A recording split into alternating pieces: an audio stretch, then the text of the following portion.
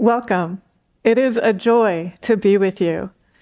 If you are enjoying this content, please like, share, and subscribe. It helps light travel. Good morning, welcome. 1,000 welcomes to you all.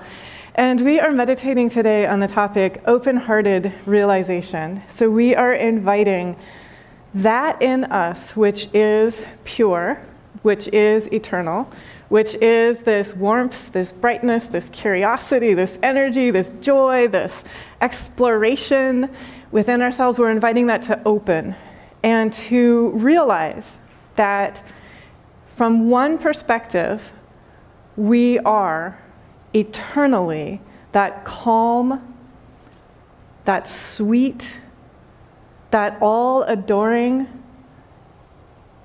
eternal divine love that we were praying in the prayer.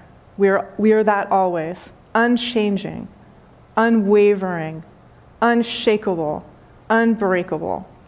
And then from another perspective, that radiates into time and space. And so it radiates into time and space, and it takes the form of the chairs that we're sitting upon, the ground that we're standing upon. It takes the form of the awareness that looks out through our eyes. It takes the form of the way that your fingertips feel. I invite you to actually feel your fingertips, feel how amazing it is to be able to feel in time and space. That's the radiance that is that boundless divine love pouring into time and space. And so the divine is always divining itself through us. The divine is divining itself through each of us always. What that means is the divine is knowing itself through each of us. And through each of us, the divine is able to know itself in a way that it has never known itself before, because each of us is as unique as a thumbprint or a snowflake. Each of us is a uniquely beloved, completely fresh, entirely unprecedented expression of the divine. The divine divining itself through us, the divine knowing itself through us, the divine being itself through us. And in our completely unprecedented expressiveness of this divine radiance, we are invited also to universalize our love, so that we are able to recognize in everyone and in everything, it's that same radiance, uniquely and unprecedentedly expressed through everyone and everything whom we encounter. So I'm going to give us some brief phrases to help us remember this. So one brief phrase is, the divine is all in all. And so I'm just inviting us to connect with the direct feeling of that. The divine is all in all. Another way to put that same teaching, the divine is through and through. And so notice what it feels like to move through time and space, feeling the divine is all in all. And notice what it feels like to move through time and space, feeling the divine is through and through. And so let's take that little scenario that Padma just shared, because it's charming and funny. We all can relate to it. But she's in a crosswalk. She's rushing through a lot of foot traffic on her way with an intended direction, not sure if she's going in the right direction. And thank you, because we all see ourselves in that. Everyone has been there. And yes, I see people putting their hands over their hearts. Everyone has been there. So notice how it feels if you're just feeling it from a human perspective. You're feeling the rush. You're feeling I know I have a place to go. I know I'm supposed to be at that place at a particular time. I know that there are human timelines, and I would like to honor and respect human timelines. Where am I? Where am I going? How do I get there? Am I moving in the right direction? So we all have that feeling. And if it's not in terms of that exact scenario, it's some other scenario, right? So I just invite you to connect with that scenario that you have felt that question in your life this last week. And notice what it feels like just on a human level to have that feeling. And then notice a direct feeling of the divine is all in all. The divine is through and through. And now feel that same scenario. You're fine. So for anyone who's listening online, there was an audible sigh in this room. There was a of happiness. And so another way to say this is the divine always knows where you are. In your expanded awareness, the divine always knows where you are. It's possible for the human self to experience a moment of feeling directionally challenged. The divine in you always knows where you are.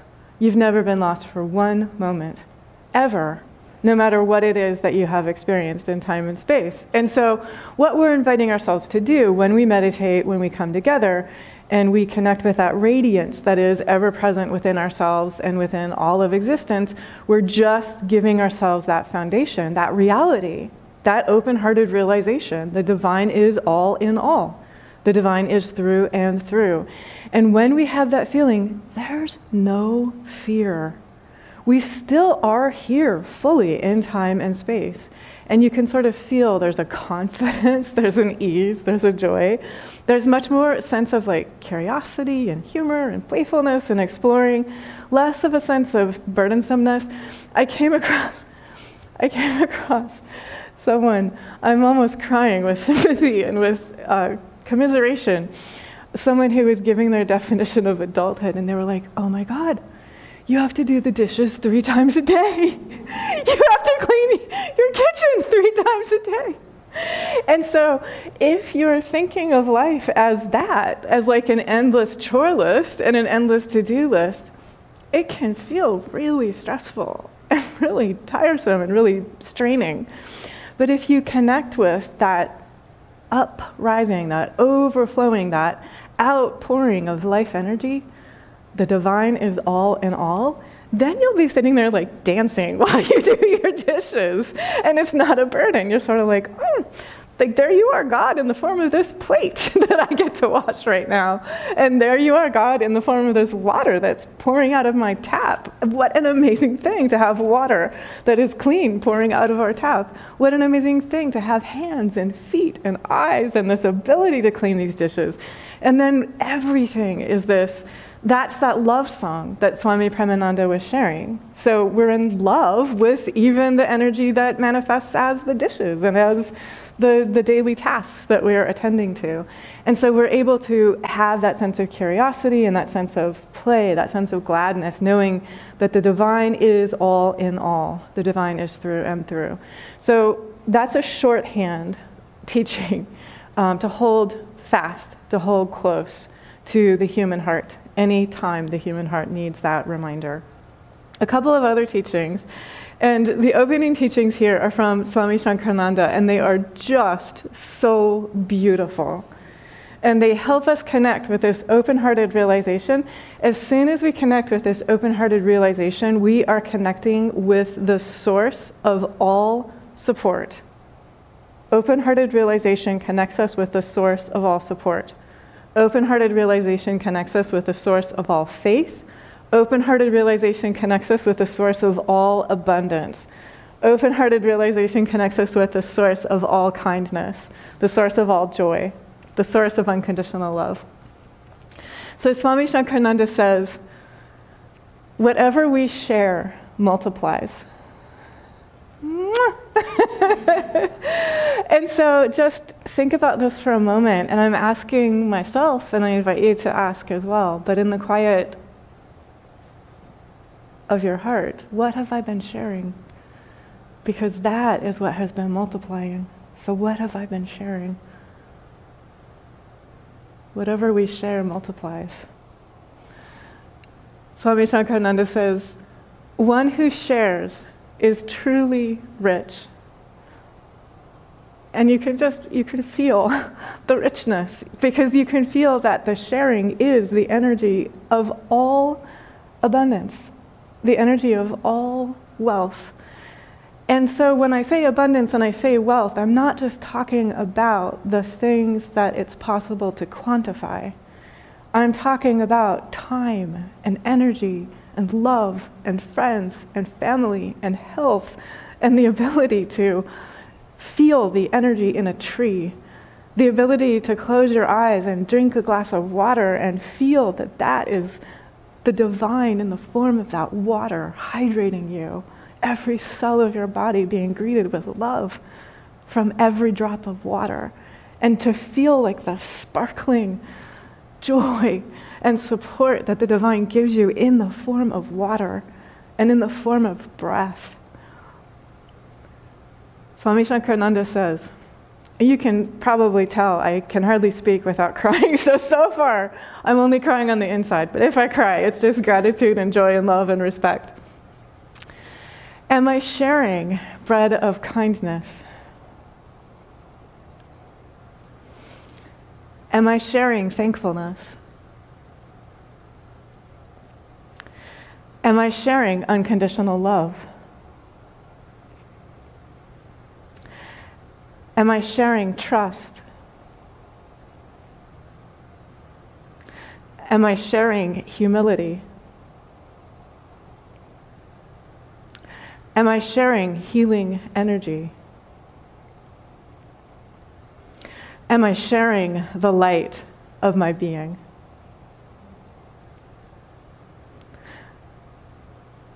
Swami Nityananda also says, the spirit of abundance responds instantly when we ask with a pure heart. So I invite each of us silently to connect with purity of heart and open to the spirit of abundance. And allow yourself to directly feel and receive the spirit of abundance. And if you like, keep your eyes closed. I'm about to share aloud a scripture, which also was making me weep last night. So we'll see if I can read it without crying. This is from 1 Kings chapter 17. And the story is known as Elijah and the widow at Zarephath. The story takes place in a time of drought. And the story takes place in a time of famine. And the divine, during this time of drought and during this time of famine, had told Elijah to go and to stay by a little river. And the river was giving him water to drink, and the ravens were bringing him food to eat.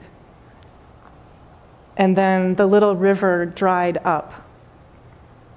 That's where the story picks up. Sometime later, the brook dried up because there had been no rain in the land. Then the word of the Lord came to him. Go at once to Zarephath in the region of Sidon and stay there. I have directed a widow there to supply you with food.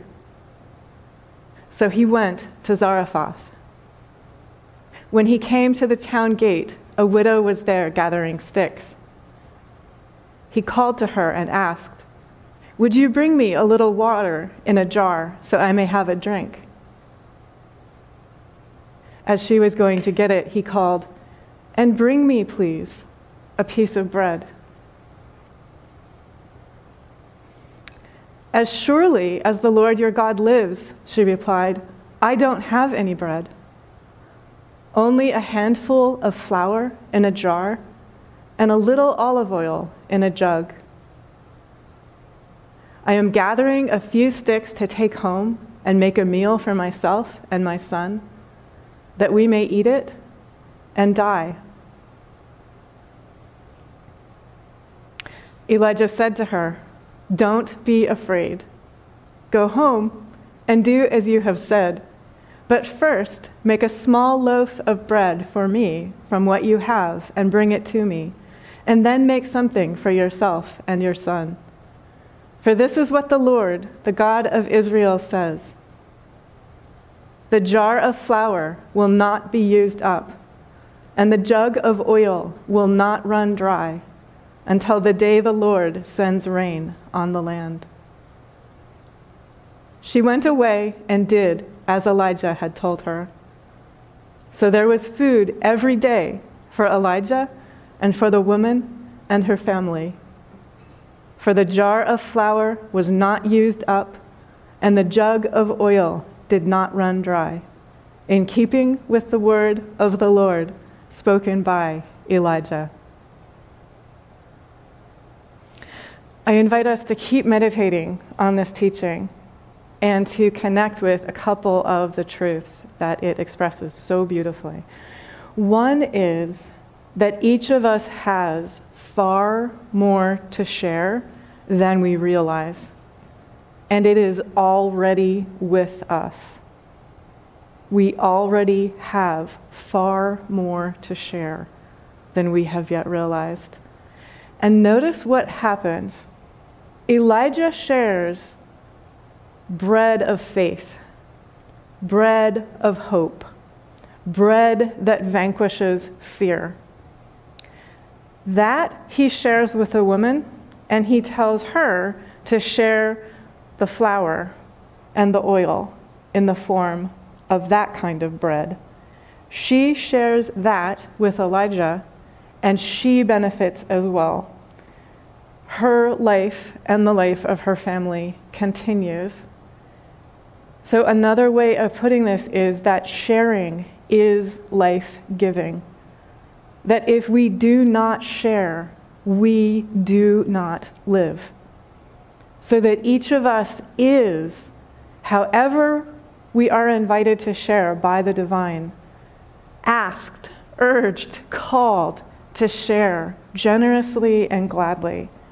So again, just notice, Elijah shares the bread of faith, the bread of hope, the bread of strength, the bread of courage, the bread of trust, the bread of assuredness.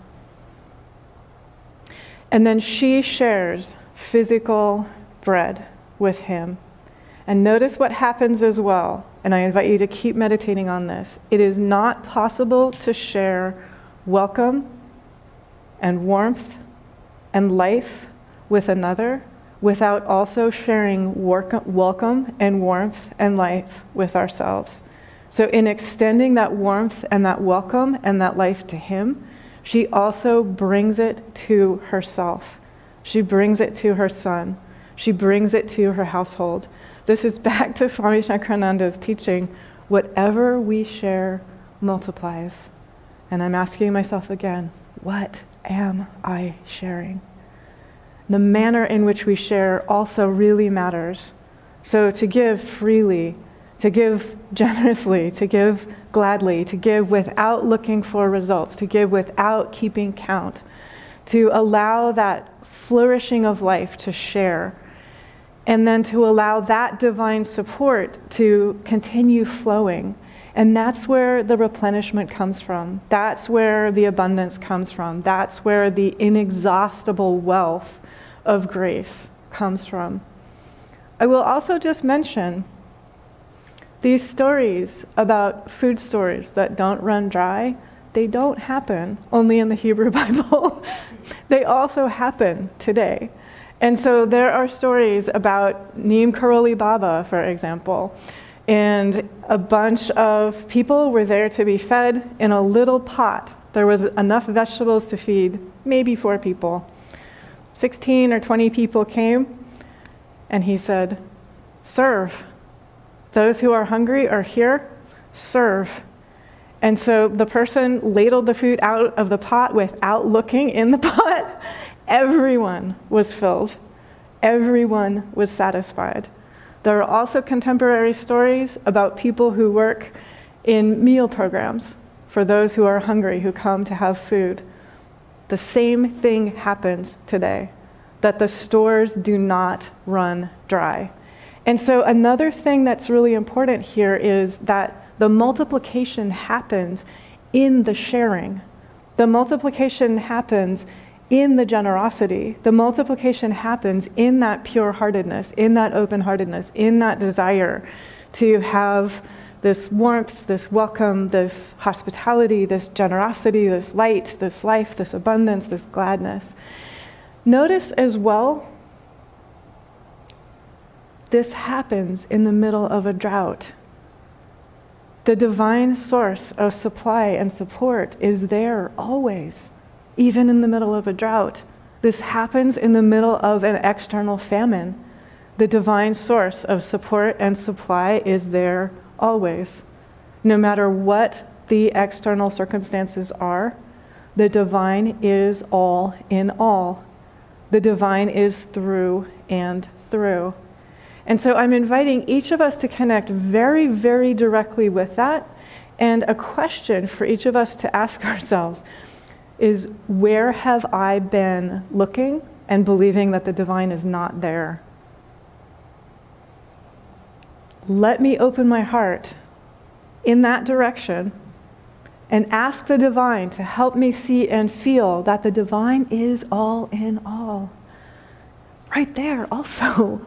The divine is through and through. Right there also.